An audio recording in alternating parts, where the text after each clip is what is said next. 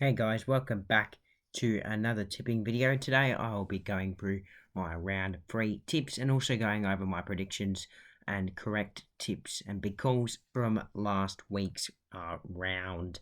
So yeah, let's get straight into it. Starting off with the first game, Carlton versus Geelong. It was a good cracking game of football, one of the better ones from the round, that's for sure. And I correctly managed to tip Carlton, which was a very nice way to start off my round with a pretty big call. And my big call was Mackay and Curnow to combine for 8 or more goals. But that was unfortunately incorrect. Curnow kicked a good 5 or 6, and Mackay only kicked 1.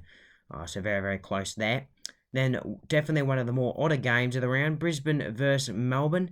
It was a pretty good game for the first half, and the second half, Brisbane were able to kick away, and then all of a sudden the lights went out, and we got a 40-minute delay, and straight after that, Melbourne kicked 5 unanswered goals, and pretty much turned the game on its head, really, and nearly won the game, and yeah, if I was Chris Fagan, I would have been complaining a lot more about this game. But of course, they still managed to bag in a much needed victory. My big call was for Ashcroft to have 25 or more disposals, and yeah, that was correct. He got 32 or 31, something like that. Anyway, he's very good. And then, of course, my favourite game of the round, Collingwood, absolutely thrashing the Red Hot Port Adelaide. They're certainly not red hot anymore. They need a massive response after their 71-point loss. And, of course, I did tip us, which was good. And my big call was the Pies to kick the first 12 in the first half. Sorry, Pies to kick 12 in the first half, and that was correct. What a big call that was. Very unexpected. And then Adelaide taking on Richmond, one of the not so good games of the round. Adelaide again inaccuracy issues, causing them to lose to Richmond, who put in a good first and fourth quarter, I want to say, and probably deserved to win. And of course, I did tip Richmond. My big call was a combined score of 165 or more points is scored between the two teams, and that was correct. I was kind of thinking this would be a low-scoring game, but it was high-scoring, which was good. And yeah, my third correct tip in a row for the big call. I was very happy so far. And then it was the Dogs taking on the Saints, and it was the Ross Lyon-inspired Saints that managed to get the job done over the Dogs. Not much people would have expected that. I did tip the Western Bulldogs, of course. Yeah, Bevo needs a massive response, especially after a 51-point loss to a team that didn't make the finals last year, and they did somehow. My big call was the Dogs to kick the first 3 goals of the game, and St Kilda kicked the first 5 and switched the momentum, and then the Dogs kicked the next 4, and then it was all St Kilda. So, yeah, not the best, that's for sure. St Kilda's defence is amazing. And then it was Fremantle taking on North Melbourne. My goodness, what a game of football. Lots and lots of controversial impacts have come out and decisions have come out after this game. In my opinion, I do think it probably was supposed to be deliberate, but North did manage to get the 1-point win, sucked in Ryder. Take that. North Melbourne have been very good to start the season under Clarko, which is great to see. My big call of North to go goalless in any quarter was a fail, even though it sort of did nearly happen, I believe, in the third term. Fremantle nearly had a goalless term in the second as well, so not the worst big call to go with, but it didn't happen. And then it was Sydney taking on the Hawks, and wow, yeah, Sydney, they just solved their buddy issues, really, and if they drop either Amati or Logan McDonald this week, there certainly will be some teams trying to chase after them both. There already is a few teams, especially WA teams, chasing after Logan McDonald, and Hawthorn, they're just in an absolute shambles at the moment. Of course, with the investigating the racism when Clarko was coach, and 2 big smashings to start the season. It's just getting worse and worse for the Hawks. My big call, absolutely atrocious was Hawthorn to lead at any time of the game in the second half. The fact that I went with this at all was just ridiculous. Like, they weren't even leading it at any time of the game, I don't think. And yeah, I nearly tipped Hawthorn in this game, but I'm glad I did not. There's Essendon taking on the Suns, and the Bombers, thanks to a brilliant last quarter, managed to get the job done. So yeah, congrats to the Bombers for that win. Kyle Langford was very, very impressive. Same with Brandon Zerk-Thatcher. I thought his game was very, very good. And Matt Rowell tried a lot for the Suns in this game, but they couldn't get the job done. But they did get a good response, so they'd be happy with that. I did tip Essendon, which was good. My big call of King to kick 4 more goals was a massive fail. And then the final game of the season, West Coast taking on the Giants. And quite an interesting game, that's for sure. I was expecting GWS to win this game, but unfortunately the Eagles did win this game. And Jacob Ware got concussed for like the second time or something in this season, but not only was it a little bit of a concussion, it's actually now resulted in a broken collarbone, and he will miss months of this season, which is not good for him.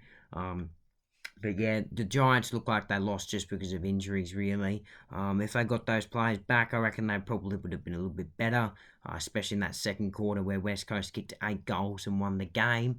My big call, both sides to score over 100 points, was sort of close. West Coast did, GWS did not. So thanks to that little 3 in a row patch to start the big calls, I got 3 out of 9 for my big calls, and I got 5 out of 9, which is one better than round 1, so you take it, I guess. And then coming into this round 3, it's the opening game, Western Bulldogs versus Brisbane, and I think Channel 7 have picked an absolute stinker of a Channel 7 game here to put on a Thursday night. I don't think there's going to be a big crowd at all, and I think Brisbane are going to be clear favourites. Bevo, he just keeps on switching players' positions, and it's just costing them. Like, he just puts like such an inexperienced midfield, and the only player I can actually see trying every single week for the Dogs at the moment is Marcus Bontempelli. Apart from him, the Dogs are in absolute shambles, and if they don't do well in this game, I reckon Bevo could get sacked. It's a possibility. It certainly is a possibility. And it's not good to hear about Hugo Hagen's racism. I think he'll have a big game in this one for the Dogs. Of course, they're also with injuries with Lobb and Treloar. The Lions are fresh off a big win. Well, to me, it felt like a big win, but it was only an 11-point win. I keep on forgetting. Then bloody lights went out. Poor Brisbane after that. Absolutely poor. Yeah, they've had a very, very interesting start to the season, that's for sure. But yeah, I think Brisbane will win this game by 57 points and absolutely put the Dogs to bed and probably their season as well. My big call, Dogs score 5 or less goals in the first half. Then, of course, the big game of the round, Richmond taking on the Pies at the G. Both teams haven't lost yet this season. Collingwood, of course, 2-0. Richmond, 1 win and 1 draw. I think Richmond would be fairly happy with their win against Adelaide, especially assuming they didn't pull in a full 4-quarter performance, and they'll definitely take a 30-point win when it probably should have been 1 to 2 goals, in my opinion. And Collingwood just were brilliant against Port Adelaide. Nick Dacos is in Brownlow contention at the moment. He's just brilliant. I think the Pies win this game by 15 points. A little bit biased, yes, but I think we can get it done. My big call, this is extremely biased. To go in to get 30 more disposals and 3 more goals. He is in Brownlow contention too. And Hawthorn taking on North. Both teams have had absolutely amazing starts to the season. Like, you just wouldn't expect these starts from these two teams. Now, Hawthorn, I've nearly backed them in twice against Essendon and Sydney. I didn't, but I nearly did. And now I just don't believe in Hawthorn. I clearly think they are the worst team in the competition, and their list is just going nowhere. And it could be a 5 to 10 year rebuild. Yes, a 5 to 10 year rebuild for these Hawks. I would expect a lot of players to be leaving. Some younger kids like Will Day and Jai Newcomb, James Warple. I reckon they might want to leave in their later careers if they just have to deal with 5 to 10 years of this rebuild. And North, just brilliant, 2-0. Let's see if it lasts. Luke Davies-Uviak at the moment is, well, he's leading the Brownlow easily leading the Brownlow, and Harry Sheezel's got this rising star in the bag. He's absolutely brilliant. I reckon North win this game by 28 points in the Clarko v Mitchell battle, and I think North win the contestant footy count by 50 or more in a complete smashing. Now GWS taking on the Blues. This certainly will be a dead rubber game. Most people just expect Carlton to win. GWS with a few injuries, not expecting too much from them. Carlton by 26 points in a pretty safe call. My big call definitely is not safe though. A total of 50 or more scoring shots are combined in the match. Now, if that happens, I'd be very, very happy. Then, of course, St Kilda versus Essendon. The big game, 150th anniversary for St Kilda. Should be a brilliant game. All their young kids are stepping up. Unfortunately, Jack Steele's out for a month, so that's absolutely massive for St Kilda, who have the longest injury list with 15 or 16 players or so injured at the moment and unavailable for this game against Essendon. Essendon are playing really, really well. Their forward line looks very, very dangerous, and now with the inclusion of possibly Jake Stringer, look out. The Bombers definitely could be a top 8 team this season. Same with the Saints. Whoever wins this game will probably get a good look and a good see. I'm also attending this game, but there will be no match day vlog. But I thought I'd let you know that I am attending this game, and I'm not planning on doing a match day vlog. That might change, I'm not sure.